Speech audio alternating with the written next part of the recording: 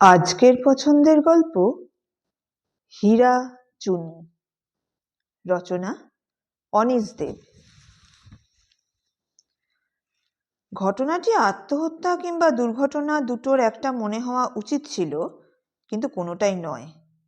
পরিষ্কার খুন। খুনের পর অকুস্থলে সবার আগে হাজির হওয়ার সুযোগ খুব কম ডিটেকটিভই পায়, কিন্তু এক্ষেত্রে ঈশ্বর করুণাময়। আমি প্রথমে এসে উপস্থিত হয়েছি। সিআইটি রোডের একটি শরিকি সংঘর্ষ মেটাতে আমি আর আমার সঙ্গী সার্জেন্ট সুরেশ নন্দা জিপ ছুটিয়ে যাচ্ছিলাম। ফুলবাগানে মোড় ঘুরতেই একটা বাচ্চা ছেলে ব্লু স্টার হোটেলের পিছনের গলিটা থেকে বেরিয়ে এলো। চিৎকার করে বলতে লাগলো, গলিতে একটা লোক মরে পড়ে আছে। ছেলেটা ছুটে চলে গেলেও নন্দা গাড়ি ঘুরিয়ে গলিটায় ঢুকলো। 6টা বেজে এখন কয়েক মিনিট। জুনের ভ্যাপসা গরম। তারই মধ্যে আমরা দাঁড়িয়ে দেখছি দামি পোশাক পরিচ্ছদ পরা এক যুবকের মৃতদেহ রাস্তায় অসহায়ভাবে পড়ে রয়েছে। দেখে মনে হচ্ছে মাত্র কয়েক মিনিট আগেই সে হোটেলের অন্তত 3 কি 4 তলার জানলা দিয়ে পড়েছে। উপরে তাকিয়ে মেপে নিলাম হোটেলটা 6 তলা। ফর্সা দেহটা হাত পা ছড়িয়ে চিত হয়ে পড়ে আছে। এত ওপর থেকে পিচের রাস্তায় এসে পড়লে যে পরিমাণে রক্তপাত হওয়ার কথা তা হয়নি। যুবকের দু চোখের মাঝে নাকের ওপরটা কালচে হয়ে ফুলে আছে এবং মুখের বাঁ দিকে, বাঁ হাতে ও বাঁ কবজিতে কেমন গোলাপি আভা। পুলিশের ডাক্তার মৃতদেহ পরীক্ষা না করা পর্যন্ত হয়তো আমাদের ছোঁয়া উচিত নয়, কিন্তু প্রয়োজন ও কৌতূহল বেশিরভাগ সময়ই জিতে যায়। সুতরাং আঙুলের ডগা মৃতদেহের চোয়ালে ঠেকিয়ে আস্তে ঠেলা মারলাম। মাথাটা খুব সহজেই একপাশে ঘুরে গেল। রায়গার নোটিস শুরু হয়নি এখনো, না? সুরেশ প্রশ্ন করে। না, আমি বলি। লোকটার পকেট থেকে মানিব্যাগটা বের করে খুললাম। 453 টাকা, কয়েকটা সংখ্যা ও ঠিকানা লেখা চিরকুট, আর 7টা একই রকম আইভরি কার্ড। কার্ডগুলো সম্ভবত মৃত ব্যক্তির। তাতে লেখা Vishwanath Shivalkar, agent, 17 Elgin road, Kolkata 7,20,000। নাম ঠিকানা সুরেশকে পড়ে শোনালাম। ব্যাগটা আবার ফিরিয়ে রাখলাম পকেটে। উঠে দাঁড়ালাম। ডাক্তারি পরীক্ষা হয়ে গেলে আরও খুঁটিয়ে সবকিছু পরীক্ষা করে দেখব। বডির বাঁ দিকটায় পোস্টমর্টেম লিভিডিটি দেখা যাচ্ছে। সুরেশ সেদিকে আঙুল দেখিয়ে বলল, অতটা লালচে হতে অন্তত ঘন্টাখানেক সময় লেগেছে। কি বলেন? হ্যাঁ, তা লাগবে। মেঝের কাছাকাছি মৃতদেহের যে অংশ থাকে সেখানে রক্ত জমে গিয়েই পোস্টমর্টেম লিভিডিটি হয়। অর্থাৎ কেউ বিশ্বনাথ শিভালকরকে ওপরে জানলা দিয়ে ফেলে দেবার আগে সে বাঁ কাত হয়ে অন্তত ঘন্টাখানেক পড়েছিল। মরার আগে কুশে মাল টেনেছে, গন্ধ পাচ্ছি। একটু অবাক হয়ে সুরেশ বলল। অল্পেতে অবাক হওয়া সুরেশের স্বভাব। ওর চেহারা ছিপছিপে লম্বা, বয়স কম, কথাবার্তা নরম, আর লোক ঠকানো মোলায়েম আচার ব্যবহার। ফলে এমনিতে বোঝা মুশকিল ও দরকার পড়লে বেশ শক্ত হতে পারে। এছাড়া সুদেশ খিদিরপুরে বালসারার ক্লাবে নিয়মিত মার্শাল আর্টের চর্চা করে। খালি হাতের লড়াইয়ে আমাদের ডিপার্টমেন্টে ওর জুড়ি নেই, এবং ভয় নামক অনুভূতি ওর ইন্দ্রিয়ের আওতার বাইরে। দু চোখের মাঝে যে আঘাত পেয়েছে তাতেই মনে হয় শেষ হয়ে গেছে। প্রশ্নের রেশ টেনে কথাটা শেষ করল সুরেশ। হতে পারে। খুনি হয়তো ভেবেছে ওপর থেকে রাস্তায় মুখ থুবড়ে পড়লে ওই আঘাতের চিহ্ন পাওয়া যাবে না, কিন্তু খুনির দুর্ভাগ্য। সুরেশ আমার কথা শুনে হাসল, বলল, তা এখন কি করবেন? ডাক্তার অ্যাম্বুলেন্স না আসা পর্যন্ত তুমি এখানে থাকো। আমি হোটেলে থেকে হেডকোয়ার্টারে ফোন করছি। তারপর সবাইকে একটু নাড়াচাড়া দিয়ে দেখি। গলি থেকে বেরিয়ে পথ ঘুরে ব্লু স্টারের সদর দরজায় গিয়ে দাঁড়ালাম। বিশাল কাচের দরজা। দরজা পেরোলেই এয়ার কন্ডিশন রিসেপশন, অনিবার্যভাবেই উগ্র আধুনিকাখচিত। সোজা গিয়ে রিসেপশন কাউন্টারের সামনে দাঁড়ালাম। পকেট থেকে আইডিটা বের করে সুন্দরীকে দেখালাম। তারপর ফোন তুলে হেডকোয়ার্টারে ডায়াল করলাম। ওসি অজিত বোসকে খুনের ঘটনাটা জানিয়ে এই কেসে ফুল টাইম ডিউটি চাইলাম। উনি ডিসিডিডিসকে জানিয়ে দেবেন বলে অনুমতি দিলেন এবং বললেন শিগগিরই অ্যাম্বুলেন্স ও ফরেন্সিক ডিপার্টমেন্টের 2জন লোক পাঠাচ্ছেন। ব্লু স্টার হোটেলের স্টারের সংখ্যা 5 না হলেও 3-এর কম নয়। লবিটা প্রয়োজনের তুলনায় ছোট এবং এলিভেটর সম্ভবত খোদ ওটিস সাহেবের হাতে তৈরি। রিসেপশনিস্টের কাছে ম্যানেজারের খোঁজ করলাম। উত্তর পেতে দেরি হচ্ছে দেখে কাউন্টারে খটখট করে 2বার শব্দ করলাম। কাউন্টারের পেছনের দরজা খুলে মধ্যবয়স্ক, বেটে, টাকমাথা এবং বেশ স্বাস্থ্যবান জনৈক ভদ্রলোক বেরিয়ে এলেন। বেশ বাস পরিপাটি, হাসি মুখে নকল দাঁতের বিজ্ঞাপন। বলুন সার্জেন্ট, আপনাকে কি সাহায্য করতে পারি? তার গলার স্বর আমার অনুমানের চেয়েও ভরাট, গম্ভীর। সার্জেন্ট নয়, ইন্সপেক্টর, ইন্সপেক্টর বরাট। আইডেন্টিটি কার্ডটা ওর চোখের সামনে একবার নাচালাম। বললাম, বিশ্বনাথ শিভালকার আপনার বোর্ডার? ডেস্কে রাখা খোলা খাতার দিকে আর চোখে একবার তাকালেন তিনি। বললেন, হ্যাঁ, আজই সকালে এসে উঠেছেন। সঙ্গে কেউ ছিল? পকেট থেকে নোট বই ও বলপেন বের করে নিলাম। আপনার নামটা বলুন। আডবাণী, প্রতাপ আডবাণী। শিভালকারের সঙ্গে কেউ দেখা করতে এসেছিল? না। কেন বলুন তো, কি হয়েছে? হোটেলের পেছনের গলিতে শিভালকার শুয়ে আছে, মারা গেছে। কেউ ওকে বোধহয় 4তলার জানলা দিয়ে ফেলে দিয়েছে। চমকে উঠলেন প্রতাপ আডবাণী। আত্মহত্যা নয় তো? ওর কথার কোনো জবাব না দিয়ে জিজ্ঞেস করলাম, শিভালকারকে আপনি চিনতেন? না, কিন্তু আমার হোটেলে এসব কাণ্ড কখনো হয়নি। কারণ বিশ্বনাথ শিভালকার কখনো আসেনি? কথা কেড়ে নিয়ে বললাম। কাউন্টারে আপনি সবসময় থাকেন না? না, দরকার হলে আসি। শিভালকার কোন ঘরে ছিল? 1 মিনিট। আর চোখে নজর আবার ছুটে গেল খাতার দিকে। 209। তার মানে 3তলা? 3তলার জানলা দিয়েই নিচে পড়েছে শিভালকার। খাতায় ওর নাম ঠিকানা লেখা আছে? হ্যাঁ, সেটাই হোটেলের নিয়ম। 17 এলগিন রোড, ক্যালকাটা 20। শিভালকার কটার সময় আপনার হোটেলে এসে ওঠে? 10:30 নাগাদ। নোট বই পকেটে রাখলাম। ওর ঘরের চাবিটা আমাকে দিন মিস্টার আডবাণী, আর কাউন্টারেই থাকুন। অন্যান্য পুলিশ অফিসার এক্ষুনি এসে পড়বেন। মাথা নেড়ে সম্মতি জানালেন আডবাণী। নিশ্চয়ই, আমি আছি। একটা বড় চাবির গোছা থেকে একটা চাবি বের করে আমার হাতে দিলেন তিনি। কোনো রকম দরকার হলেই বলবেন। Inspector, I am always at your service. So kind of you. হাসলাম। তারপর পা বাড়ালাম এলিভেটরের দিকে। এলিভেটরের কাছে গিয়ে থমকে দাঁড়ালাম। প্রাগৈতিহাসিক এলিভেটরকে আমার ভীষণ ভয়। সুতরাং ওটিস সাহেবকে এলিভেটর আবিষ্কারের জন্য মনে মনে নমস্কার জানিয়ে সিঁড়ি বেয়ে 3তলায় উঠতে শুরু করলাম। বাইরের জাঁকজমকের তুলনায় হোটেলের ঘরগুলো সর্বহারা। এর চেয়ে ছোট ঘর অনেক দেখেছি, তবে উষ্ণতা ও অস্বস্তিতে 209 নম্বর কামরা আমার স্মৃতিকে হার মানালো। ঘরে পাখা ও প্রয়োজনীয় সমস্ত আসবাবপত্রই যে যথেষ্ট পুরনো তা একটু খুঁটিয়ে দেখলেই বোঝা যায়। ঘরে ধস্তাধস্তির কোনো চিহ্ন নেই, তবে কেউ একজন যে বিশ্বনাথ শিভালকারের সঙ্গে দেখা করতে এসেছিল তার চিহ্ন পাওয়া গেল। ঘরের একপাশে রাখা টেবিলে হুইস্কির বোতল, থামস আপ এবং 2টো গেলাস। একটা গেলাসের কানায় হালকা গোলাপি লিপস্টিকের ছাপ।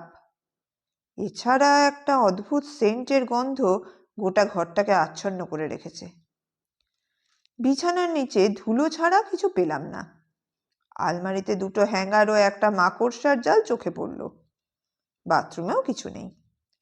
ড্রেসিং টেবিলের পাশে একটা ভিআইপি অ্যাটাচি কেস পেলাম। সেটা সাবধানে বিছানায় রেখে খুললাম। আমি চাই না কোনো হাতের ছাপ আমার অসাবধানতার জন্য নষ্ট হোক। অ্যাটাচিতে ডায়েরি, কাগজপত্র, কিছু টাকা ও একটা পেপার ব্যাগ ছাড়া একটা অদ্ভুত জিনিস আবিষ্কার করলাম। শ্যাময় লেদারের সুন্দর একটা পাউচ, মুখটা চেন টেনে বন্ধ করা, ওপরে সোনালি মনোগ্রাম BS। পাউচটা খুললাম, ভেতরে কিছু নেই।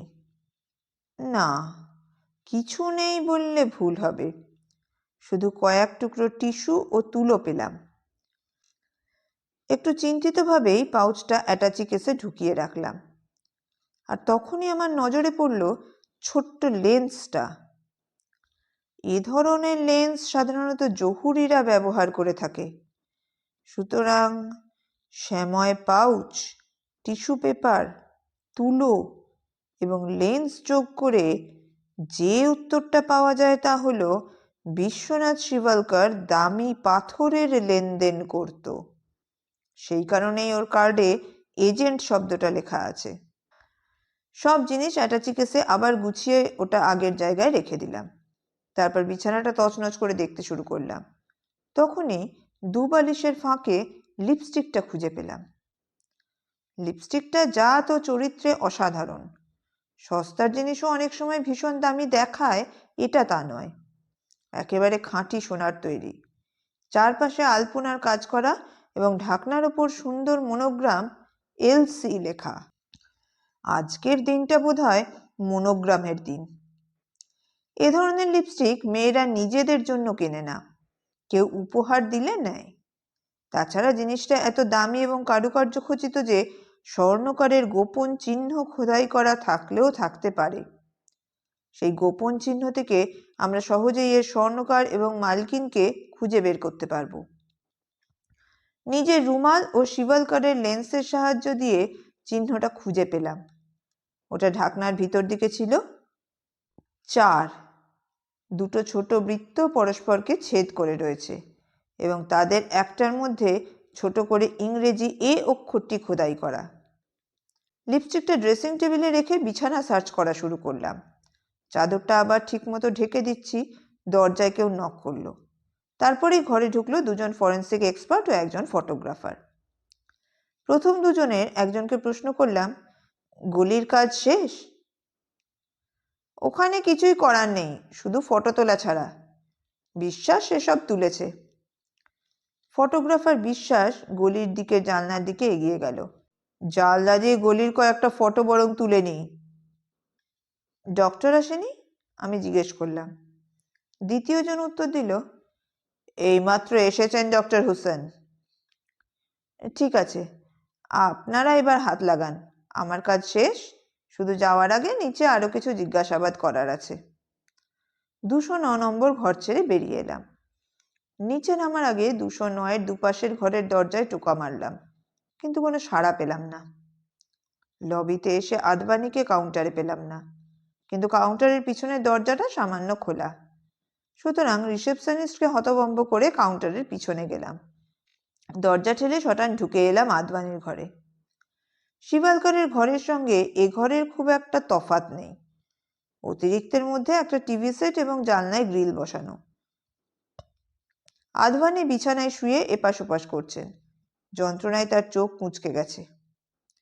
কি হলো মিস্টার আদবানি? আমি প্রশ্ন করলাম। তিনি আমার দিকে তাকিয়ে হালকাভাবে হাসতে চেষ্টা করলেন।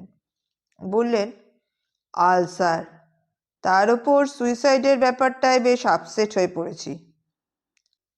বুঝলাম না শিভালকারের মৃত্যুকে তার আত্মহত্যার লেবেল লাগানোর এত ঝোঁক কেন। সে কি নিজের হোটেলের বদনামের হাত থেকে বাঁচানোর জন্যে? অতি কষ্টে বিছানায় উঠে বসলেন আদবানি। কিছু বলবেন ইন্সপেক্টর? যদি আপনার কষ্ট না হয় তাহলে। কাঁধ ঝাঁকালেন তিনি। প্রয়োজন যখন তখন উপায় কি? বলুন, কি জানতে চান? শিভালকারের ঘরে কোন বেয়ারার ডিউটি ছিল? আব্দুলের।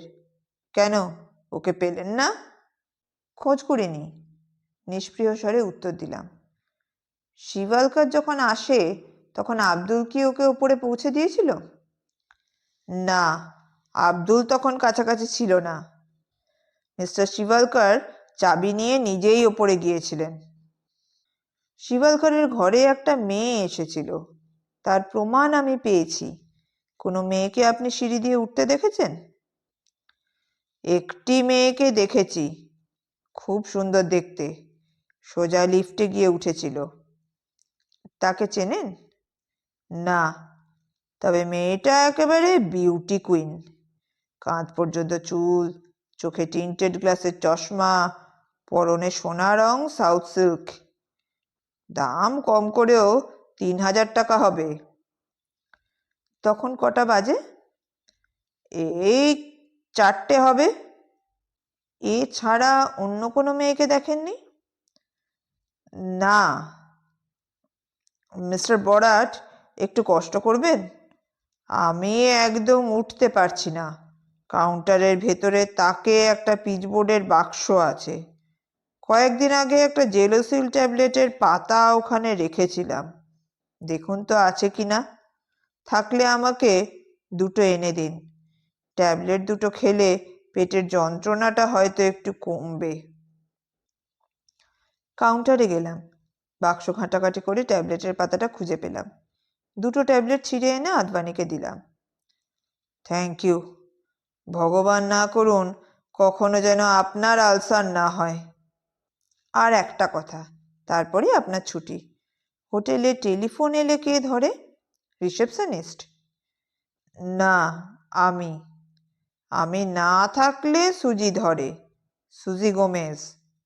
ইশারায় কাউন্টারের দিকে দেখালেন আদবানি। শিবালকারের কোনো ফোন এসেছিল? ওহ হো, কি হলো? একদম ভুলে গেছি। ওর একটা ফোন এসেছিল। যে ফোন করেছিল তার কথা শুনে মনে হয়েছে মিস্টার শিবালকারের ওপর বেশ রেগে আছে। তার ধমকের উত্তরে শিবালকার খালি বলছিলেন, শুধু শুধু রাগ করছো কেন? আগে আমাকে বলতে দাও। আহা, শোনোই না প্যাটেল। এই রকম সব কথা। এসব ধমক ছাড়া লোকটা আর কি বলেছে? কিচ্ছু না। তারপর হঠাৎই মিস্টার শিবালকার ফোন নামিয়ে রাখেন। প্যাটেল আর ফোন করেছিল? না। ও ফোন করেছিল কখন? সময়টা ঠিক খেয়াল নেই, তবে 4টের এদিক ওদিক হবে। হঠাৎই তিনি যন্ত্রণায় মুখ বিকৃত করে বিছানায় এলিয়ে পড়লেন। আপন মনেই বললেন, ওহ, আমার শত্রুরও যেন আলসার না হয়। নোট বইতে আরও কয়েকটা কথা টুকে নিয়ে প্রতাপ আদবানিকে সাহায্যের জন্য ধন্যবাদ জানালাম। তারপর হোটেলের লাগোয়া পথ ঘুরে ফিরে গেলাম পেছনের গলিতে। পুলিশ, ডক্টর ও সুরেশ নন্দার কাজ কদ্দূর এগুলো কে জানে। ঘটনাস্থলে এখন আরও দুটো পুলিশের গাড়ি ও একটা অ্যাম্বুলেন্স এসে দাঁড়িয়েছে। সেই সঙ্গে অনিবার্যভাবে শতখানেক দর্শক। আমাকে দেখে সুরেশ কাছে এগিয়ে এলো। আমি ততক্ষণে ভিড় ঠেলে ভেতরে ঢুকেছি। ডক্টর হুসেন খুনের সময়টা মোটামুটি ঠিক করেছেন স্যার। বলছেন 4টে থেকে 5টার মধ্যে। That's right. মৃতদেহের পাশে হাঁটু গেড়ে বসেছিলেন ডক্টর হুসেন। আমাদের দিকে চোখ তুলে বললেন, 4টে থেকে 5টা, আগে নয়, পরে নয়।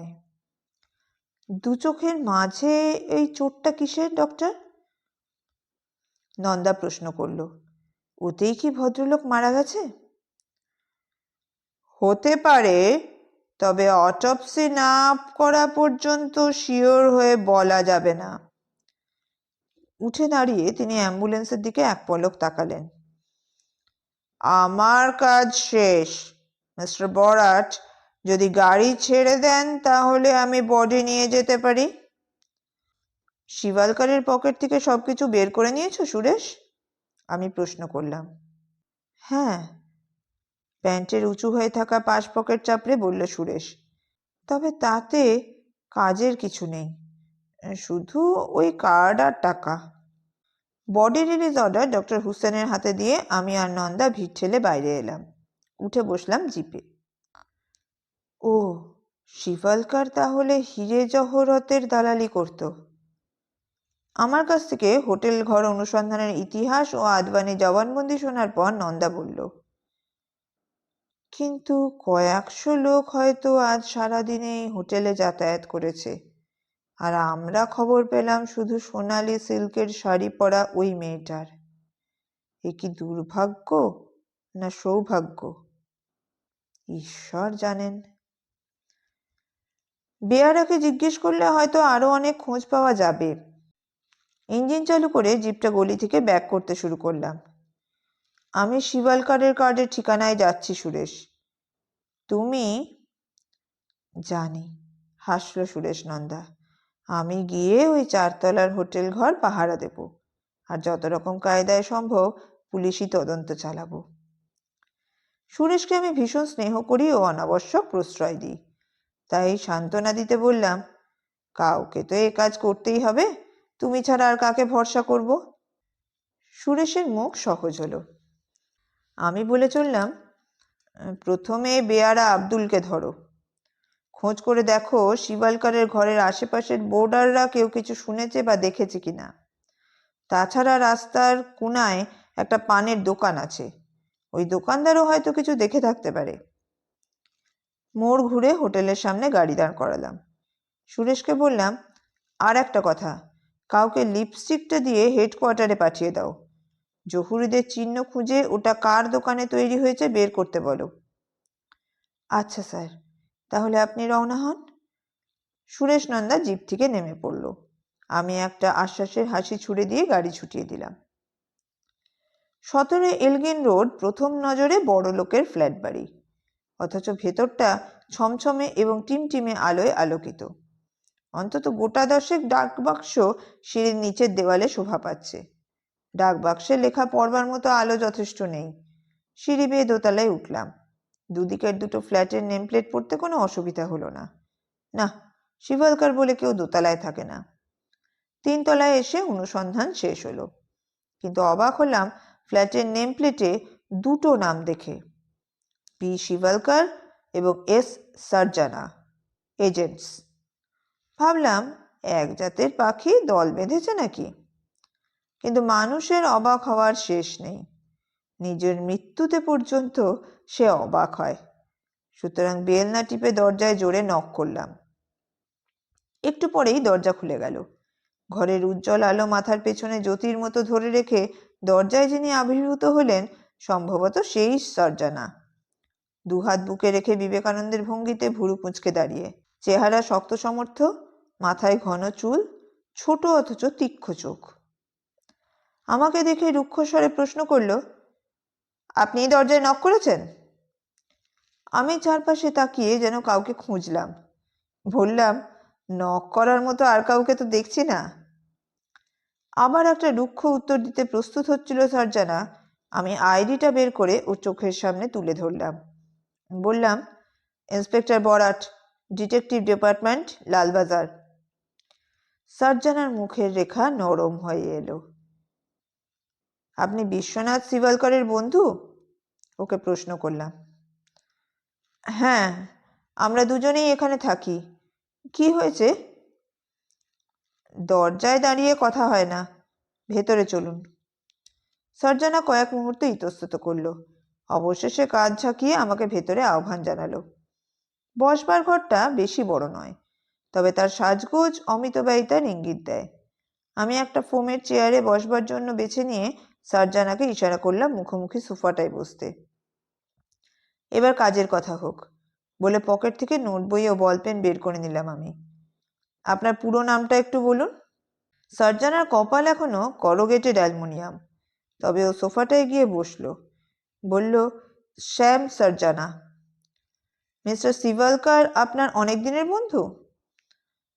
না, তবে বেশ কিছুদিন আমরা একসঙ্গে আছি।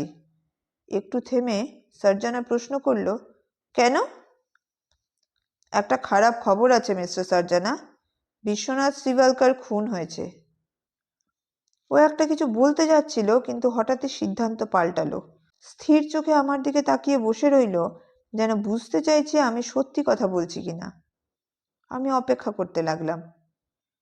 কি করে? সার্জানা প্রশ্ন করল। এখনো আমরা ঠিক জানি না, কেউ ওকে 3 তলা বা 4 তলা জানলা দিয়ে ঠেলে ফেলে দিয়েছে। ব্যাপারটাকে হয় সুইসাইড নয় অ্যাক্সিডেন্ট বলে দেখাতে চেয়েছে, কিন্তু পুলিশ এত বোকা নয়। কেউ মানে? তার মানে খুনিকে আপনারা এখনো ধরতে পারেননি? এখনো পারিনি। হঠাৎই সার্জানা উঠে দাঁড়ালো। ঘরের এক প্রান্তের তাক থেকে একটা হুইস্কির বোতল তুলে নিয়ে একটা গেলাসে কিছুটা ঢাললো। বলল, আপত্তি নেই তো? নেভার মাইন্ড, আপনি খান। গেলাসে একটা ছোট্ট চুমুক দিয়ে ধীরে ধীরে সোফার কাছে ফিরে এলো সার্জানা। বসলো। শিভালকার মারা গেছে বিশ্বাস হতে চায় না, ও বলল। মিস্টার শিভালকার বিয়ে করেননি? না। তার আত্মীয় স্বজন কাউকে চেনেন? আমরা তাদের খবর দিতে চাই। না, চিনি না। ও কখনো কারোর কথা বলেনি। তবে শিভালকারের বাবা মা অনেকদিন মারা গেছেন, আমি জানি। ওর আয় কেমন ছিল? ভালোই, মোটামুটি আমার মতো, মাসে 3-4 হাজার টাকার মতো। আপনিও পাথর কেনা বেচা করেন? পাথর বলতে হিরে আর চুনি, শুধু বেচি। শিভালকারও তাই করত। শিভালকারকে খুন করতে পারে এমন কাউকে আপনি সন্দেহ করেন? তেতো হাসি হাসলো সার্জানা। বলল, 2-3 জনের নাম এক্ষুনি বলতে পারি। কে কে? প্রথমত কবিতা পারেখ। এই মেয়েটিকে শিভালকার বিয়ে করবে বলে সব ঠিকঠাক ছিল, কিন্তু আর একটা মেয়ের প্রেমে পড়ে ও কবিতাকে ছেড়ে দেয়। তখন কবিতা বারবার করে চেঁচিয়ে বলেছিল বিশ্বনাথকে ও খুন করবে। উনি নিশ্চয়ই সে কথায় আমল দেননি? না, প্রথমটা ঠিক দেয়নি, কিন্তু পরে ভয় পেতে শুরু করেছিল। সব সময় সতর্ক থাকতে চেষ্টা করত। শেষের দিকে তো কবিতার কথা পুরোপুরি বিশ্বাস করেই বসেছিল। কবিতা পারেখ কোথায় থাকে জানেন? Dumdum, 3-1 MC garden road. আর কার কথা যেন বলছিলেন? গেলেসে আর একবার চুমুক দিল শ্যাম সার্জানা। হ্যাঁ, নৃপেন দত্তর কথা। সেও আমার মতো দামি পাথর বিক্রি করে। তবে ধারণা বিশ্বনাথ বার কয়েক খদ্দের ছুটিয়ে দিয়েছে। ব্যাপারটা ওর কাছে ম্যানিয়া মতো হয়ে গেছে। একবার তো ওদের হাতাহাতি মারপিট শুরু হয়ে গিয়েছিল, আমি কোনো রকমে থামিয়ে দিয়েছিলাম। একটু থেমে সার্জানা আবার বলল, আসলে নৃপেন দত্ত ভালো সেলসম্যান নয়। না আছে টাকা, না আছে কথা। শিভালকারকেও হিংসে করত। নৃপেন দত্ত কোথায় থাকে? খিদিরপুরে শুনেছি, তবে ঠিকানাটা ঠিক জানি না। পাতা উল্টে নোট বইয়ের নতুন পাতায় এলাম। 2 জন হলো, আমি বললাম। আর কেউ? না, অন্তত আমি জানি না। মিস্টার শিভালকারকে প্যাটেল নামে একজন ফোন করেছিল। উনি এই প্যাটেলকে ভীষণ ভয় করতেন। এ নামে কাউকে চেনেন? শ্যাম সার্জানার ভুরু কিছুক্ষণের জন্য কুঁচকে গেল। তারপর ও মাথা নাড়ল। না, চিনি না। মিস্টার শিভালকার কোনো রকম বিপদে পড়েছিলেন? ধরুন কারো কাছ থেকে টাকা ধার নেওয়া, কিংবা কোনো মামলায় জড়িয়ে পড়া, বা জুয়ার বোর্ডে সর্বশান্ত হওয়া, এরকম কিছু?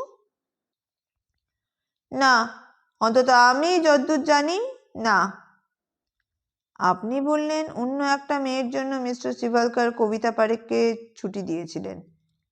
কে সে মেয়ে? যমুনা সরকার, বাঙালি। ইশারায় অদূরে টেবিলে রাখা একটা ফটোর দিকে দেখালো সার্জানা। ওই যে ওর ফটো। ফটোটা পরীক্ষা করতে কাছে এগিয়ে গেলাম।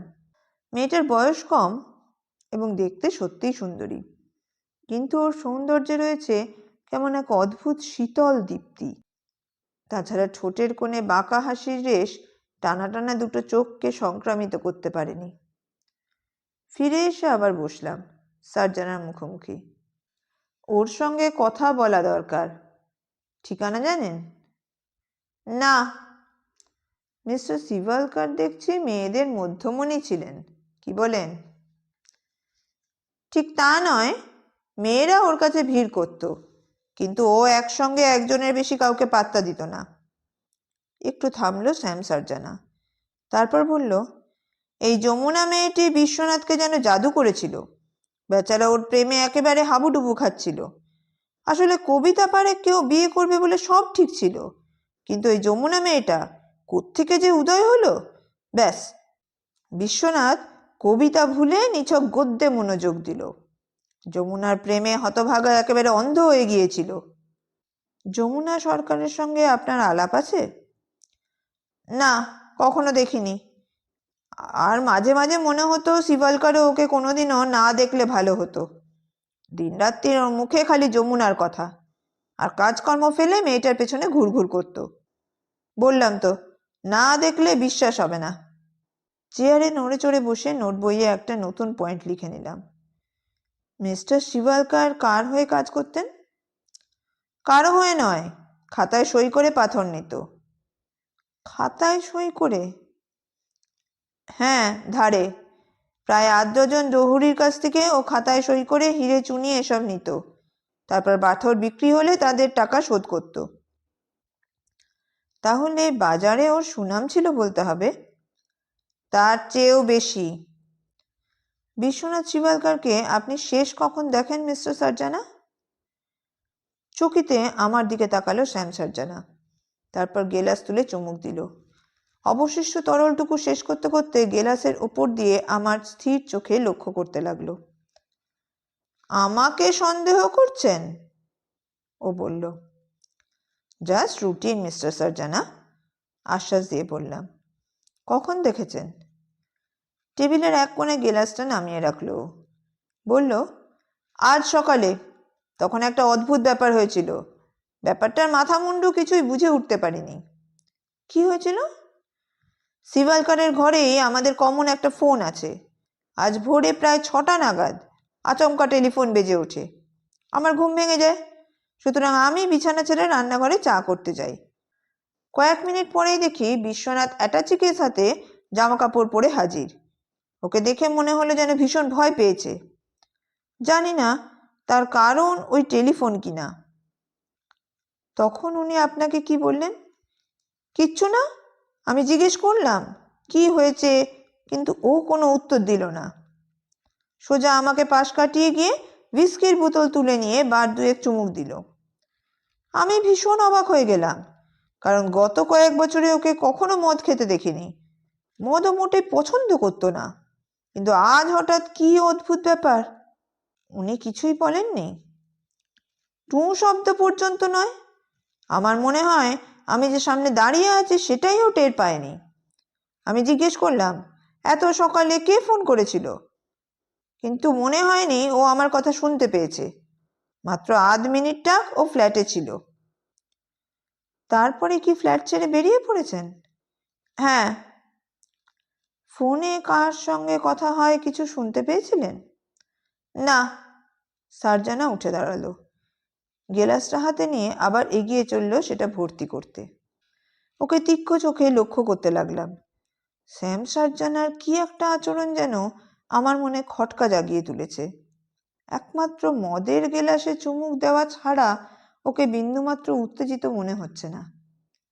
না, বিশ্বনাথ শিবালকারের মৃত্যু ওকে উচিত মতো অবাক করতে পারেনি। কিন্তু ও ফিরে এসে সোফায় বসতেই এই প্রথম টের পেলাম ওর সমস্ত নিরুত্তাপ নির্লিপ্ত আচরণ শুধুমাত্র ওপর ওপর। শ্যাম সার্জানার বুকের ভিতরে উত্তাল কালবৈশাখী। সোফায় হেলান দিয়ে আরাম করে বসলো। মুখে ক্লান্তি ও বিরক্তির যুগপৎ ছাপ। কিন্তু মদের গেলাসটাকে যে শক্তিতে ও আঁকড়ে ধরেছে তাতে আঙুল থেকে সমস্ত রক্ত সরে গেছে। নোট বইয়ের পাতা উল্টে পাল্টে উঠে দাঁড়ালাম। আমার অনুসন্ধান এখন ত্রিমুখী: কবিতা পারেখ, নৃপেন দত্ত ও যমুনা সরকার। সুতরাং তার প্রথম ধাপ হিসেবে এগিয়ে গেলাম ছোট টেবিলটার কাছে। যমুনা সরকারকে তুলে নিলাম। বললাম, mister Sarjana, hope you wouldn't mind ফটোটা আমাদের কাছে থাকলে। আমি কেন মাইন্ড করতে যাব? তেতো হাসি ফুটে উঠল সার্জানার ঠোঁটে। যে মাইন্ড করতো আর কখনো করবে না। আপনার সাহায্যের জন্য ধন্যবাদ। দরজার দিকে এগিয়ে গেলাম আমি। নতুন কোনো ডেভেলপমেন্ট হলে খবর দেব। শিবালকারের খুনিকে খুঁজে বের করুন, সহজভাবে বলল সার্জানা। করব। সার্জানা ও শিবালকারের ফ্ল্যাট ছেড়ে বেরিয়ে এলাম। এলগিন রোড এখন স্বভাবসিদ্ধ, শান্ত এবং অন্ধকার। কিন্তু চোখ বুজলে উষ্ণতা ও আর্দ্রতার কারণে দুপুর বলে ভুল হতে পারে। রাস্তার আলো যথারীতি 50% জ্বলছে। জিপে উঠে রওনা হলাম। আমি এখন কবিতা পারেখের সঙ্গে কথা বলতে চাই, যার খুনের হুমকি শুনে মহিলা প্রিয় বিশ্বনাথ শিবালকার পর্যন্ত বিচলিত হয়ে পড়েছিল। 3-1 MC গার্ডেন রোডের সঙ্গে কবিতা পারেখের যোগ করলে যোগফল জিজ্ঞাসা চিহ্ন হয়। সুতরাং চিন্তিতভাবেই দরজায় কলিং বেলে চাপ দিলাম। দরজা খুলল সুপুরুষ সুদর্শন এক যুবক, চোখে সরু ফ্রেমের চশমা। আমাকে দেখে সপ্রসন্ন চোখে প্রশ্ন করল, কাকে চাই? আমি পকেট থেকে আইডেন্টিটি কার্ড বার করে দেখালাম। Homicide, homicide, Lalbazar. যুবকের ফর্সা মুখে অবাধ্য রক্তের ঝলক দেখা দিল। তবুও চেষ্টাকৃত রুক্ষ গলায় বলল, হোয়াট ফর? কবিতা পারেখ আপনার কে হয়? বোন, ছোট বোন। হাসলাম। বললাম, আপনার ছোট বোনের প্রাক্তন প্রেমিক খুন হয়েছে। যুবকের মুখ থেকে এবার রক্ত বিদায় নেবার পালা। তাড়াতাড়ি পথ ছেড়ে দিয়ে আমাকে ভেতরে ডাকলো। আসুন, ভেতরে আসুন। বসবার ঘরে ছিমছাম পরিচর্যার ছাপ। রবীন্দ্রনাথের খ্রিস্টভঙ্গিমা ছবি বাঙালি প্রীতির ইঙ্গিত দেয়। সুন্দরী থুতনির বিউটি স্পটের মতো ঘরের মধ্যমণি সানমাইকা লাগানো টেবিলে রজনীগন্ধা গুচ্ছ শোভা পাচ্ছে।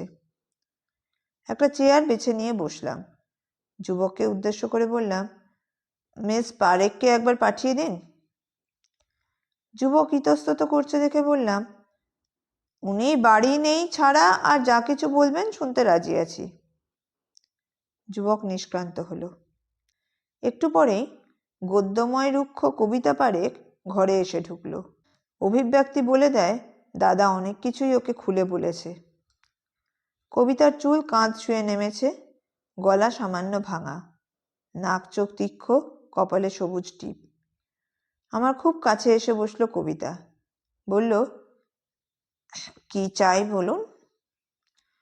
বিশ্বনাথ শিবালকারকে কেউ 3 তলা থেকে ফেলে দিয়েছে, সহজ সুরে ওকে জানালাম। ও চকিতে শ্বাস টানল, তারপর স্বাভাবিক হলো। চোখ ফিরিয়ে দেখি কবিতা দাদা দরজায় দাঁড়িয়ে আছে। সুতরাং তাকে লক্ষ্য করে বললাম, মিস্টার পারেখ, কাজ যখন নেই তখন খই ভাজুন গিয়ে। পারেখ সলজ্জা অদৃশ্য হলো। আপনার দাদা কি করেন? কবিতাকে প্রশ্ন করলাম। লোহার ব্যবসা, ও অসন্তুষ্টভাবে উত্তর দিল। দোকান কোথায়? এখানেই। এবার কবিতা পারেখের মতো তুঙ্গ আধুনিকার দমদমবাসের উত্তর খুঁজে পেলাম। দাদার কর্মস্থল বারাণসীর চেয়েও পুণ্যবান। সুতরাং বিশ্বনাথ প্রসঙ্গে ফিরে এলাম। মিস্টার শিবালকারকে কেউ খুন করেছে, ন্যাস্টি বিজনেস। তো কি করব? কবিতা পারেখের চোখে আগুন জ্বলে উঠল। কেঁদে ঘর ভাসাবো না সহমরণে যাব? তার দরকার নেই, গোটা কয়েক প্রশ্নের উত্তর দিলেই কাজ হবে। অবাধ্য চুলের গোছা কপাল থেকে সরিয়ে গালে হাত দিয়ে বসলো। বলল, আপনি তো ধরেই বসে আছেন আমি ওকে খুন করেছি, তাই না? আমি সে কথা বলিনি মিস পারেখ। বলতে হয় না, আপনার কুৎসিত মুখে সে কথা স্পষ্ট দেখা যাচ্ছে। আমাদের লালবাজারে কুৎসিত হাজত ঘরও আছে, হয়তো সেখানেই আপনার উত্তর দিতে সুবিধা হবে। সত্যি কথা বলতে গেলে আমি খুন করিনি, আর আরও সত্যি কথা বলতে গেলে খুনটা করতে পারলে আমি খুশি হতাম। অথচ আপনিই একদিন মিস্টার শিবালকারকে বিয়ে করার জন্য পাগল হয়েছিলেন। শ্যাম সার্জানা তাহলে কিছুই বলতে বাকি রাখেনি দেখছি। মিস পারেখ, আপনি সময় কাটান কি করে? ডিজাইনের কাজ করি, লিপস্টিক, চশমার ফ্রেম, পারফিউমের শিশি, গয়নাগাঠি, এইসব। আজ বিকেলে আপনি কোথায় ছিলেন? 4টে থেকে 5টার মধ্যে। ও, ওই সময় বুঝি বিশ্বনাথ খুন হয়? কবিতা পারেখ বলল। প্রশ্নের উত্তর দিন। সারাদিন বাড়িতে বসে কাজ করছিলাম, ইচ্ছে হলে দাদাকে জিজ্ঞেস করতে পারেন। যদ্দূর শুনেছি মিস্টার শিভালকারকে আপনি খুন করবেন বলে ভয় দেখিয়েছিলেন। সার্জারা নিশ্চয়ই এটাও বলতে বাকি রাখেনি। সোজা হয়ে বসলো কবিতা, হাঁটুর কাছে শাড়িটা টেনে ঠিক করলো। শুধু বিয়ে করতে রাজি হয়নি বলে কোনো মেয়ে তার প্রেমিককে খুন করবে বলে শাসিয়েছে, এমনটা বেশি শোনা যায় না। শুধু বিয়ে করতে রাজি হয়নি বলে? আপনি এমনভাবে বলছেন যেন ব্যাপারটা অনেকটা সিনেমায় যেতে রাজি না হওয়ার মতো তুচ্ছ। কবিতা পারেকের মুখ লাল হলো। ওর কথা সুরে অহংকার কি উঁকি মারল। তাছাড়া আমি আর 5টা মেয়ের মতো নই। এ ধরনের ফাজলামি আমি বরদাস্ত করি না। আর কিছু? কবিতার কালো চোখের তারায় আগুন জ্বলে উঠল। সত্যি আপনার তুলনা নেই। এছাড়া আর কি ও করবে? আমায় ফাঁসি দেবে? যমুনা সরকার বলে কাউকে চেনেন? না। একটু থেমেও বলল, কেন? চেনা উচিত? প্যাটেল নামটা আগে শুনেছেন? না, যদি অবশ্য বল্লভভাই প্যাটেল না হন। ব্যাঙের খোঁচাটা গায়ে মাখলাম না। জিজ্ঞেস করলাম, ব্লু স্টার হোটেলে কখনো গেছেন? না, আমি শুনিনি। আপনার সাউথ ইন্ডিয়া সিল্কের কোনো শাড়ি আছে সোনালি রঙের? না। মিস্টার শিভালকারের মৃত্যুতে খুশি হয় এমন কারো নাম বলতে পারেন? হ্যাঁ, আমি। মিস পারেখ, এবার অন্তত একটু নরম হন। উত্তরে চেয়ার ছেড়ে উঠে দাঁড়ালো কবিতা। গালে হাত দিয়ে পায়চারি করতে শুরু করলো। কিছুক্ষণ পর ধীরে ধীরে বলল, 1 নম্বর হলো ওই অপদার্থটা, স্যাম সার্জানা। ও বিশ্বনাথকে দেখতে পারত না, ভীষণ ঘেন্না করত। কেন? আমার জন্য। স্যামের কাছ থেকে বিশ্বনাথ আমাকে ছিনিয়ে নিয়েছিল। এ কথা নিশ্চয়ই বলেনি, কি বলেন? অর্থবহভাবে একটু থামল কবিতা, তারপর বলল, ব্যাপারটা শ্যামের মনে খুব লেগেছিল। ও একেবারে ভেঙে পড়েছিল, কাজে বেরোনো পর্যন্ত বন্ধ করে দিয়েছিল। পাকা চোখে আমার দিকে তাকালো কবিতা, একটু ভুরু উঁচিয়ে হাসলো এবার। বুঝেছেন? এরপরেও ওরা একসঙ্গে থাকতেন? তাতে কি? কবিতা পারেককে আরেক কয়েকটা প্রশ্ন করলাম, কিন্তু কাজে লাগার মতো কোনো উত্তর পেলাম না। সুতরাং যাওয়ার জন্য উঠে পড়লাম। সাহায্যের জন্য ধন্যবাদ মিস পারেক, আমি বললাম। দরকার হলে আপনার সঙ্গে আবার দেখা করতে আসব। নিশ্চয়ই আসবেন, আর দুঃসংবাদ শোনানোর জন্য আপনাকেও ধন্যবাদ। হোমিসাইড স্কোয়াডে যখন ফিরলাম, অফিসের বড় দেওয়াল ঘড়িতে তখন 9টা 40। সুরেশ নন্দা ইতিমধ্যে ফার্স্ট ইনফরমেশন রিপোর্টটা টাইপ করিয়ে নিয়েছে। একটা চেয়ারে গা এলিয়ে বসে সেটাতেই চোখ বুলিয়ে নিচ্ছিল। আমাকে দেখে চোখ তুলে তাকালো। ঠিক পাখার নিচে একটা চেয়ার টেনে নিয়ে আমি ধপ করে বসে পড়লাম। ওকে প্রশ্ন করলাম, হোটেলে কেমন গেল? সব শান্তিমতো মিটে গেছে। শিভালকারের ঘরে সিল করে দিয়েছি। কিছু পেলে? না, ঘরে কিছু পাইনি। কাচের গেলাস, হুইস্কির বোতল, থামস আপের বোতল, কোনোটাতেই কোনো ছাপ নেই। কেউ পরিষ্কার করে ওগুলো মুছে রেখে গেছে। তবে অন্য জিনিসের সঙ্গে ওগুলোও ল্যাবে পাঠিয়েছি। ভালো। আর লিপস্টিকটা, ওটা কার দোকানে তৈরি জানা গেল? সুরেশ মাথা নেড়ে সম্মতি জানালো। একটু আগেই জানতে পেরেছি, বউবাজারে খবর দিতেই সব বেরিয়ে পড়েছে। ওটা অরিন্দম জুয়েলার্সের তৈরি। কিন্তু আমরা যখন গেলাম তখন দোকান বন্ধের সময়, তাই মালিককে দোকানে পাইনি। ফলে কে ওটা তৈরি করিয়েছে তার নামও জানতে পারিনি। কাল সকালেই জানা যাবে। আব্দুলের সঙ্গে কথা বলেছ? শুধু আব্দুল কেন, সব চাকর বেয়ারার সঙ্গে কথা বলেছি। ওরা কিছুই দেখেনি, শোনেনি। আর শিভালকারের আশেপাশের ঘরের লোকেরাও কিছু জানে না। মোড়ের মাথায় পানওয়ালা বলেছে যে সোনালি শাড়ি পরা মেয়েটিকে সে দেখেছে। মেয়েটি নাকি 4টে নাগাদ ব্লু স্টারে ঢুকেছিল। না, ওকে সে বেরিয়ে আসতে দেখেনি। আর কিছু পাওনি? পেয়েছি স্যার, হাসল সুরেশ নন্দা। প্রায় 5খানেক জহুরির ফোন পেয়েছি। তাদের কথাবার্তা শুনে মনে হচ্ছে বিশ্বনাথ শিবলকার তাদের কাছ থেকে প্রায় 1.5 লাখ টাকার হিরে আর চুনি ধারে বেচতে নিয়েছিল আজ সকালেই। একটু থেমেও বলল, হয়তো ওই পাথরগুলোর জন্যই শিবলকার খুন হয়েছে, নয় এও হতে পারে পাথরগুলো নিয়েও পালানোর মতলব করেছিল। কে জানে আসলে কি হয়েছে। হতাশভাবে কথা শেষ করল সুরেশ। সুরেশকে শ্যাম সার্জানা ও কবিতা পারেখের ইন্টারভিউ সংক্ষেপে জানালাম। তারপর বললাম, শ্যাম সার্জানা, কবিতা পারেখ, যমুনা সরকার, নৃপেন দত্ত এবং বিশ্বনাথ শিবলকারের নামে পার্সোনাল ফাইল খুলতে। তার প্রথম 4 জন সম্পর্কে অপারেশনাল অ্যাক্টিভিটিস যেন এই মুহূর্তে শুরু হয়।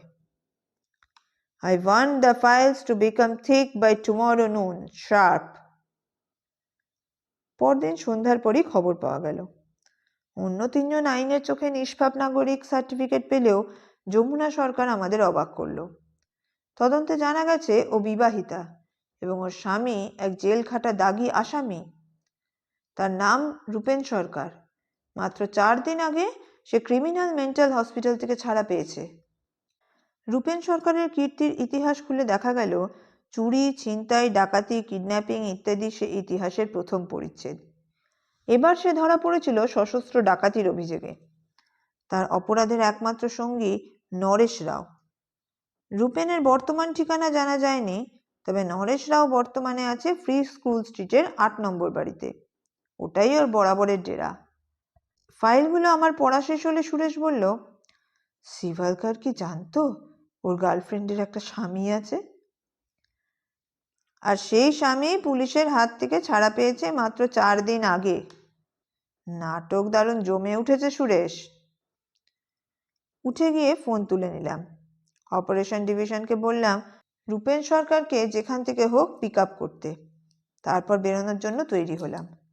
সুরেশকে বললাম, চলো মিসেস যমুনা সরকারকে একবার দর্শন দিয়ে আসি, অনেকক্ষণ ওকে বঞ্চিত করে রেখেছি।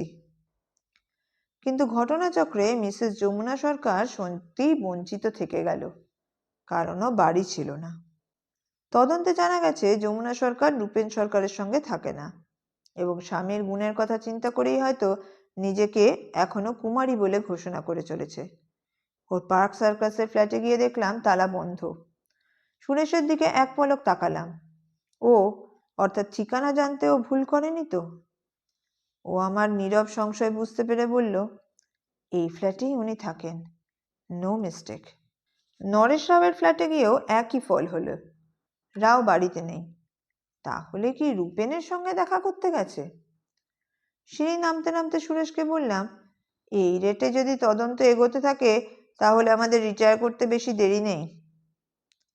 ধর্মতলা পোস্ট অফিস থেকে ডিপার্টমেন্টে ফোন করলাম। বললাম, যমুনা সরকার কিংবা নরেশ রাওকে পেলেই সঙ্গে সঙ্গে থানায় হাজির করতে। এছাড়া 2 জন সাদা পোশাক ডিটেকটিভকে ওদের ফ্ল্যাটের ওপর নজর রাখতে বললাম। তারপর আমরা গাড়িতে উঠলাম। আমি চালাচ্ছি। ড্রাইভারের পাশে বসে সুরেশ বলল, কোথায় যাবেন এখন?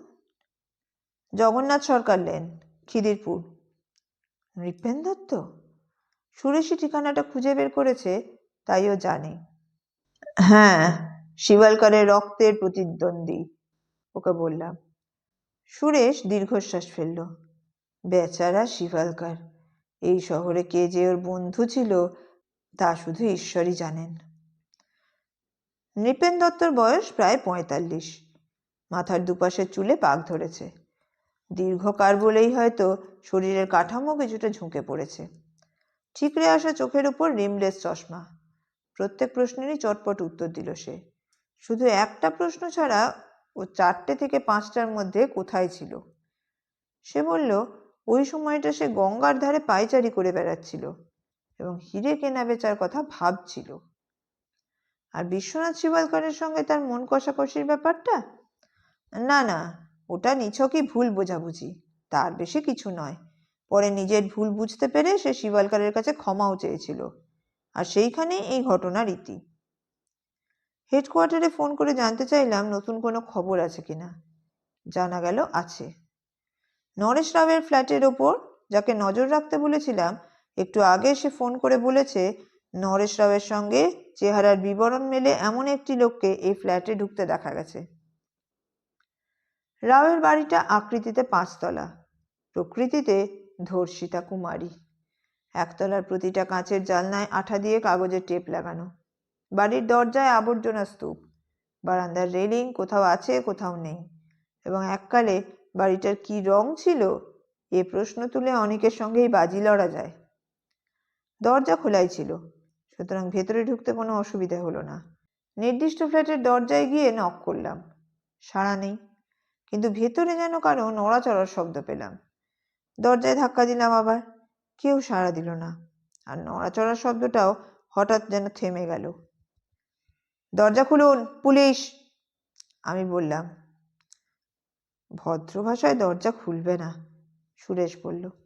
তারপর এগিয়ে এসে দরজায় একটা মাঝারি লাথি কষিয়ে দিল। প্রায় 15 সেকেন্ড কেটে গেল। সুরেশকে দরজার কাছ থেকে সামান্য সরিয়ে এনে বললাম, এখানে দাঁড়াও, আমি পাশের ফ্ল্যাটের বারান্দা দিয়ে রাবের ফ্ল্যাটে ঢুকছি। যদি সেই রকম কোনো শব্দ পাও শটান দরজা ভেঙেই ঢুকে পড়বে। পাশের ফ্ল্যাটের বারান্দা দিয়ে কার্নিশ বেয়ে পা টিপে টিপে রাবের ফ্ল্যাটের দিকে এগোলাম। যেন দীর্ঘ কয়েক বছর পর ফ্ল্যাটের পিছনের কাচের জানলার সামনে এসে দাঁড়ালাম। আর একটু এগোলেই বারান্দার ভাঙা রেলিং, কিন্তু জানলার পর্দায় সামান্য ফাঁক ছিল, সুতরাং ঘরের ভিতরে উঁকি মারলাম। স্যাম সার্জানার ফ্ল্যাটে দেখা ছবির সেই মেয়েটি তার শীতল সৌন্দর্য নিয়ে উপস্থিত, কিন্তু পরিস্থিতি ভিন্ন হওয়ায় তার বাঁকা হাসির রেখাটি ওর ঠোঁট থেকে মিলিয়ে গেছে। কারণ হাত পা বাঁধা অবস্থায় আলুথালু বেশে ঘরের বিছানায় ও পড়ে আছে। মুখে কাপড় গোজা থাকায় টু শব্দটি পর্যন্ত করতে পারছে না। সুতরাং মিসেস যমুনা সরকারের দেখা পেলাম। জানলাটা চেষ্টা করেও খুলতে পারলাম না, ভেতর থেকে বন্ধ। কোমরের হোলস্টার থেকে 38 পুলিশ স্পেশাল বের করে জানলার কাছে আঘাত করলাম। ঝনঝন শব্দে কাঁচ ভেঙে পড়ল ঘরের ভেতর। এক লাফে ঘরে ঢুকলাম, ছুটে গেলাম শোবার ঘরের দরজার দিকে। ফ্ল্যাটের দরজা টেনে খুলতে যাব, দড়াম করে দরজা ভেঙে লাফিয়ে ঘরে ঢুকলো সুরেশ নন্দা, হাতে উদ্যত রিভলভার। কাঁচ ভাঙার শব্দ শুনে ও আর দেরি করেনি। শূন্য ঘরে আমরা মুখোমুখি দাঁড়িয়ে, কারো মুখে কথা নেই। কিসের আওয়াজ হলো? আচমকা চেঁচিয়ে উঠল সুরেশ। শুনতে পাননি? শোবার ঘরে যমুনা সরকার হাত পা বাঁধা অবস্থায় পড়ে আছে, আমি বললাম। আমরা ওর ধস্তাধস্তির শব্দ শুনেছি, বাঁধন খোলার চেষ্টা করছিল। যমুনা সরকার এখানে? হ্যাঁ, মাথা নেড়ে বললাম। পরনে চোখ ধাঁধানো সোনালি সাউথ সিল্ক শাড়ি। ব্লু স্টারে যে মেয়েটি শিবালকরের সঙ্গে দেখা করতে গিয়েছিল তারও পরনে একই শাড়ি ছিল। ইতিমধ্যে হট্টগোলের শব্দে অন্যান্য ফ্ল্যাটের বাসিন্দারা পাশে এসে ভিড় জমিয়েছে। এখন তারা হাঁ করে দরজার কাছে দাঁড়িয়ে আমাদের দেখছে। তাদের আমি বললাম, আপনারা দয়া করে চলে যান, এ পুলিশের ব্যাপার। মিসেস যমুনা সরকার আতঙ্কে উত্তেজনায় হিস্টেরিয়াগ্রস্ত হয়ে পড়েছেন। শান্ত ও স্বাভাবিক হয়ে উঠতে ওর মিনিট 10 সময় লাগলো। তারপর আমাদের শোনালো ওর কাহিনী। মাঝে মধ্যে অবশ্য খেই হারিয়ে ফেলতে লাগলো। অবশেষে বহু জোড়াতালি দিয়ে গোটা গল্পটা আমরা উদ্ধার করলাম। ওর কথা অনুযায়ী এক ঝুটো কিডন্যাপিং ঘটনায় জোর করে ওকে রাজি করানো হয়েছে। ক্রিমিনাল মেন্টাল হসপিটালে থাকাকালীন যমুনার স্বামী রূপেন সরকার বিশ্বনাথ শিবালকরের সঙ্গে ওর গোপন প্রেমের ব্যাপারটা জানতে পারে। রূপেন সরকারকে যমুনা ভীষণ ভয় পায়, কারণ তাকে ছেড়ে আসার পর থেকেই যমুনার প্রতি রূপেনের আক্রোশ ক্রমশ ভয়ঙ্কর হয়ে ওঠে। সুতরাং 4 দিন আগে হসপিটাল থেকে ছাড়া পেয়ে সে নরেশ রাওয়ের সঙ্গে যোগাযোগ করে এবং দুজনে মিলে ঠিক করে যমুনার প্রতি শিবালকরের দুর্বলতার চরম দাম তুলবে, আর এই সঙ্গে যমুনার ব্যভিচারের শোধ নেবে। শিবালকরের মৃত্যুর আগের দিন রাতে রূপেন ও নরেশ যমুনাকে জোর করে ধরে নিয়ে যায়। নরেশ রাওয়ের ফ্ল্যাটে নিয়ে তোলে। তারপর খুনের হুমকি দেখিয়ে পরদিন ভোরবেলা ওকে নিয়ে বিশ্বনাথকে ফোন করায়। এই ফোনের কথা আমরা সার্জানার কাছে শুনেছি। যমুনা বিশ্বনাথকে বলে যে ওকে কিডন্যাপ করা হয়েছে এবং সে যদি সহজে বিক্রি করা যাবে এমন কতগুলো ছোট ছোট মণিরত্নের ব্যবস্থা করতে পারে তাহলেই যমুনাকে বাঁচাতে পারবে, নয়তো নয়। পাথরগুলোর দাম অন্তত 1.5 লাখ টাকা হওয়া চাই। বিশ্বনাথের নিজেরও তেমন ক্ষতি হওয়ার ভয় নেই, কারণ ইন্স্যুরেন্সের কোম্পানি থেকেই সে পাথরের দাম পেয়ে যাবে। বিশ্বনাথকে শুধু বানিয়ে বলতে হবে যে 2 সশস্ত্র লোক রিভলভার নিয়ে তাকে অন্ধকারে আক্রমণ করে ও পাথরগুলো কেড়ে নেয়। তারপর একটা নীল মারুতি করে পালিয়ে যায়। না, অপরাধীদের সে চিনতে পারেনি। এই 1.5 লাখ টাকার পাথর একটা শ্যাময় লেদার ব্যাগে ভরে বিশ্বনাথ সিভালকার সিআইটি রোডের ব্লু স্টার হোটেলে গিয়ে উঠবে। না, ছদ্মনামে নয়, নিজের নামে। সেখানে সে একটা ফোন পাবে। সেই ফোনেই বলে দেওয়া হবে পাথরগুলো কোথায় কিভাবে সে পৌঁছে দেবে। কিন্তু রূপেন সরকার ব্লু স্টারে ফোন করে কথা মতো সিভালকারকে পায়নি। তখন সে ভীষণ ক্ষেপে যায়। যমুনা সরকার উত্তেজিত গলায় বলল, আমি যে কি করব ভেবে পাচ্ছিলাম না। কিছু একটা করতে হবে শুধু এটাই মনে হচ্ছিল। তারপর হঠাৎই ফ্ল্যাটের বাইরে বেরোনোর একটা সুযোগ পেয়ে গেলাম। ব্যাস, বেরিয়ে পড়লাম। তারপর? সুরেশ নন্দা প্রশ্ন করল। আমার স্বামী যখন ব্লু স্টারে বিশ্বনাথের রুম নাম্বারটা নরেশ রাওকে বলে, তখন আমি শুনতে পেয়েছিলাম।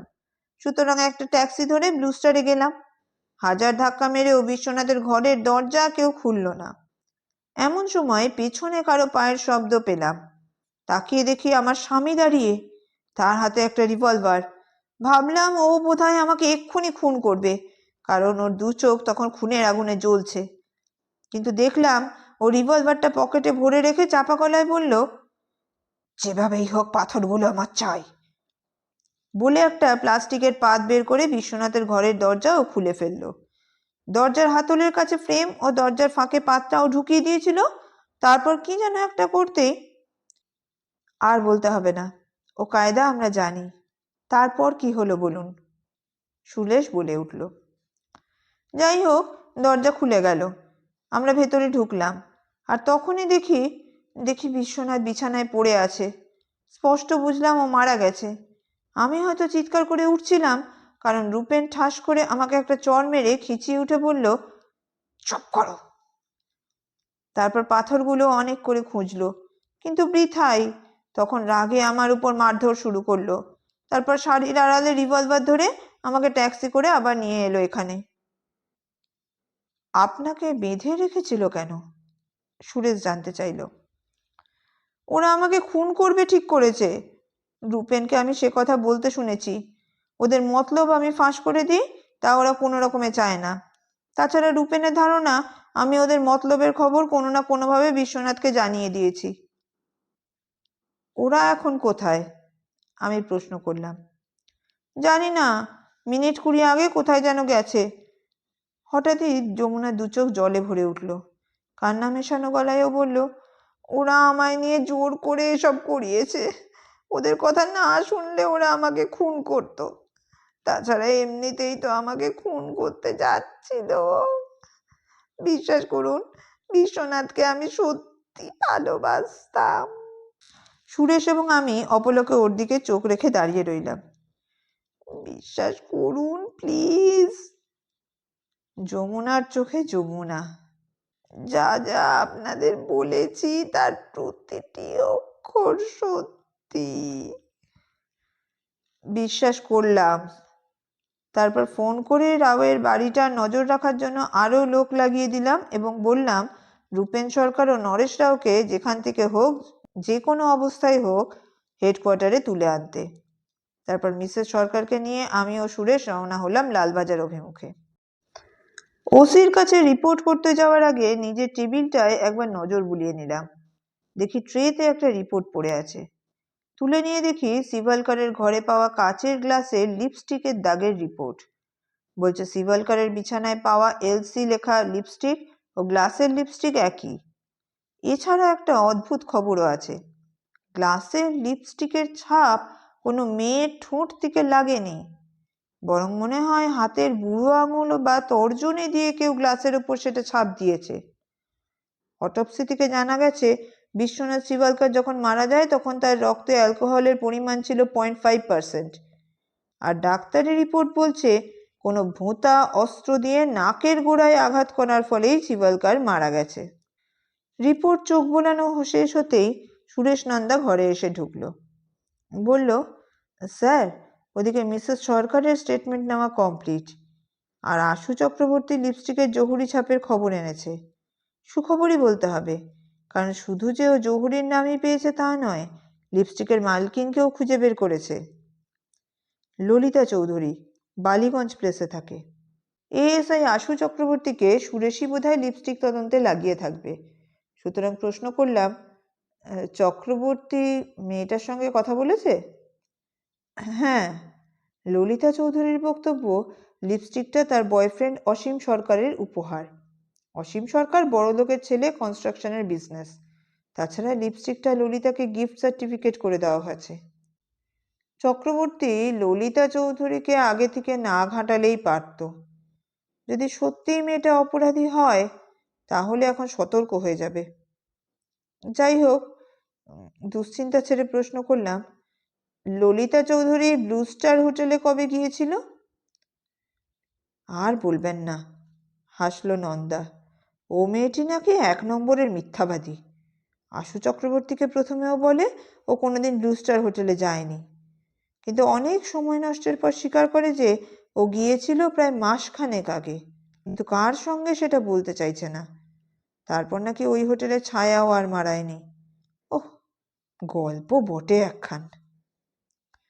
ঠিক আছে, মেয়েটার সঙ্গে আমি পরে একবার কথা বলবো। আমি চেয়ারে হেলান দিয়ে বসলাম। টেবিলে টোকা মেরে একটা তাল বাজিয়ে চললাম। মনের চিন্তা সূক্ষ্মরেখা সাপের মতো এঁকে বেঁকে এগিয়ে চলেছে। মিথ্যে কথা যে কেউ একজন বলছে তাতে কোনো সন্দেহ নেই, কিন্তু আমার কেমন যেন মনে হচ্ছে সে একজন ললিতা চৌধুরী নয়। তাহলে কে? চেয়ার ছেড়ে উঠে দাঁড়ালাম। সুরেশকে বললাম, মিসেস সরকারের জন্য একজন উকিলের ব্যবস্থা করতে। ও অবাক হলো, বলল, আপনি কোথায় যাচ্ছেন? বললাম, মিথ্যে কথার ধাঁধায় কেউ একজন আমাদের নাকে দড়ি দিয়ে ঘোরাচ্ছে, একটা হেস্তনেস্ত করা দরকার। একটু থেমে আরো যোগ করলাম, মিসেস সরকার ওসির ঘরে আছেন? দেখো কোনো রকম অসুবিধে না হয়। সুরেশ নন্দা প্রথমটা অবাক হলো, তারপর সামনে নিয়ে বলল, আমি আপনার সঙ্গে যাব? ভয়ের কোনো কারণ নেই সুরেশ, রিভলভারটা ঠিকমতো আছে কিনা পরীক্ষা করে নিলাম। তারপর বললাম, তাছাড়া একজন এখানে থাকা দরকার, বলা যায় না হঠাৎ যদি উপেন সরকার বা নরেশ রাওয়ের খবর আসে। একতলায় নেমে এলাম, একটা প্রাইভেট কার বেছে নিয়ে রওনা হলাম। চোখের সামনে যেন দেখতে পেলাম বিশ্বনাথ শিবলকারের লাশটা চিৎপাত হয়ে পড়ে আছে। ব্লু স্টার হোটেলে যখন পৌঁছালাম তখন রিসেপশন কাউন্টার সুজি গোমেজ শূন্য। কাচের দরজা ঠেলে ভেতরে ঢুকলাম। রাত বেশি না হলেও হোটেলের পরিবেশে কেমন এক অদ্ভুত নীরবতা থমথম করছে। তার কারণ কি বেমরশুম? কি জানি, জানি না। কাউন্টারের ওপাশে প্রতাপ আদবানির ঘরের আলো জ্বলছে। দরজার তলা দিয়ে সেই আলো স্পষ্ট চোখে পড়ছে। ঘরের ভেতর কারো চলাফেরার শব্দ পাওয়া যাচ্ছে। চুপি চুপি কাউন্টারের ওপারে দরজার কাছে গিয়ে দাঁড়ালাম। আস্তে হাতের চাপ দিয়ে দরজা সামান্য ফাঁক করলাম। ঘরের দৃশ্য দেখার পক্ষে ইঞ্চি তিনেকই যথেষ্ট। প্রতাপ আদবানি অত্যন্ত ব্যস্তভাবে একটা সুটকেস গোছগাছ করছেন। পরনের পোশাক দেখে মনে হয় এক্ষুনি বাইরে কোথাও বেরোবেন। একবার ছুটে আসছেন বিছানার ওপরে রাখা খোলা সুটকেসের কাছে, আর একবার ছুটে যাচ্ছেন আলমারির কাছে। যেন হাতে অনেক কাজ, কিন্তু তুলনায় সময় অনেক কম। আমাদের ছেড়ে চলে যাচ্ছেন মিস্টার আদবানি? ঘরের ভেতরে পা রেখে হালকা স্বরে বললাম। বিদ্যুৎ গতিতে ঘুরে দাঁড়ালেন আদবানি আমার মুখোমুখি। মুহূর্তে তার চোয়াল ঝুলে পড়ল, কিন্তু খুব তাড়াতাড়ি নিজেকে সামলে নিলেন। রুক্ষভাবে জানতে চাইলেন, কি ব্যাপার? কারো ঘরে যে নক করে ঢুকতে হয় সেটুকুও জানা নেই? আছে, আমি বললাম, কিন্তু আমাদের বন্ধুত্বের কথা ভেবে সেটা প্রয়োজন মনে করিনি। একটা প্লেনের টিকিট বাঁ পাশের একটা টেবিলে পড়েছিল, সেটা তুলে নিয়ে নামটা পড়লাম। জনৈক অমৃত নাথানির নামে একটি বম্বের টিকিট। শুধু যাওয়ার টিকিট? আমি মন্তব্য করলাম। হোটেলের একজন গেস্টের। কিন্তু এসবের মানে কি ইন্সপেক্টর? আর যে সুটকেসটা গোছগাছ করছেন সেটাও বোধহয় ওই গেস্টেরই। যারই হোক, আপনার জানার কোনো দরকার নেই। ইচ্ছে হলে কোথাও যেতে পারবে না এমন কোনো আইন এদেশে আছে কি? থাকতে পারে, বিশেষ করে পুলিশ তদন্তে যারা বাধা সৃষ্টি করে তাদের জন্য তো বটেই। বাধা সৃষ্টি? সে আবার কি? আপনার কাছে কোথায় বাধা দিয়েছি আমি? মিথ্যে কথা বলে আমাকে ভুল পথে চালানোর চেষ্টা করা। আপনি বলছেন 4টে নাগাদ বিশ্বনাথ শিবলকারকে প্যাটেল নামে কেউ ফোন করেছিল। তাতে কি হয়েছে? প্যাটেল বলে কেউ নেই মিস্টার আদবানি। আর বিশ্বনাথ শিবলকার সেদিন ফোনে কোনো কথাই বলেননি। মদ খাওয়া তার অভ্যেস ছিল না, কিন্তু সেদিন হোটেলের ঘরে বসে তিনি প্রচুর মদ খেয়েছিলেন। আর মরবার সময় তার রক্তে অ্যালকোহল ছিল 0.5%। 4টের সময় তিনি যে শুধু মদে চুর ছিলেন তা নয়, কথা বলবার জন্য মুখ হাঁ করারও ক্ষমতাও ছিল না। একটু থামলাম, তারপর বললাম, আপনি মিথ্যে কথা বলেছিলেন কেন মিস্টার আদবানি? না, আমি মানে আমি। তারপর ধরুন ওই লিপস্টিকের ব্যাপারটা, ওটা আপনি মিস্টার শিবলকারের বালিশের ফাঁকে রেখে দিয়েছিলেন। মাসখানেক আগে ললিতা চৌধুরী নামে একটি মেয়ে এই হোটেলে এসে লিপস্টিকটা হারায়। আপনি সেটা পেয়ে আপনার টুকিটাকি রাখার পিচবোর্ড বাক্সে রেখে দেন, যে বাক্স থেকে আপনাকে আমি জেলোসিল ট্যাবলেট বের করে দিয়েছিলাম। কিন্তু সেটাকে আপনি 8-10 টাকাওয়ালা গোল্ড প্লেটেড অ্যালুমিনিয়াম লিপস্টিক ভেবেছিলেন। সেটা সত্যিই ছিল সোনার তৈরি, গায়ে সুন্দর খোদাইয়ের কাজ করা। আমাকে বাধা দিয়ে প্রতাপ আদবানি বললেন, বুঝেছি, আপনি আমাকে এই খুনের দায় ফাঁসাতে। খুন বলছেন কেন? মোলায়েম সুরে বললাম, আপনার তো দৃঢ় বিশ্বাস ছিল বিশ্বনাথ শিবলকার আত্মহত্যা করেছে। প্রতাপ আদবানির মুখে ঘাম, চোখ চঞ্চল, কিন্তু কোনো উত্তর দিলেন না। আমি বললাম, আরও একটা কথা, হাতে করে কিছুটা লিপস্টিক আপনি একটা গেলাসের কানায় লাগিয়ে দিয়েছিলেন, যাতে আমরা ভাবি মিস্টার শিবলকারের ঘরে কোনো মেয়ে দেখা করতে এসেছিল। এতেই আমি একটু অবাক হয়েছি মিস্টার আদবানি, আপনি কেন এত কষ্ট করতে গেলেন? আমি। কথা শুরু করেও থমকে গেলেন আদবানি। চোখে আগুন নিয়ে আমার দিকে তাকিয়ে ঠোঁট টিপে দাঁড়িয়ে রইলেন। বিছানার কাছে এগিয়ে গেলাম, খোলা সুটকেস থেকে জামা কাপড়ের প্রথম থাকটা তুলে ফেললাম।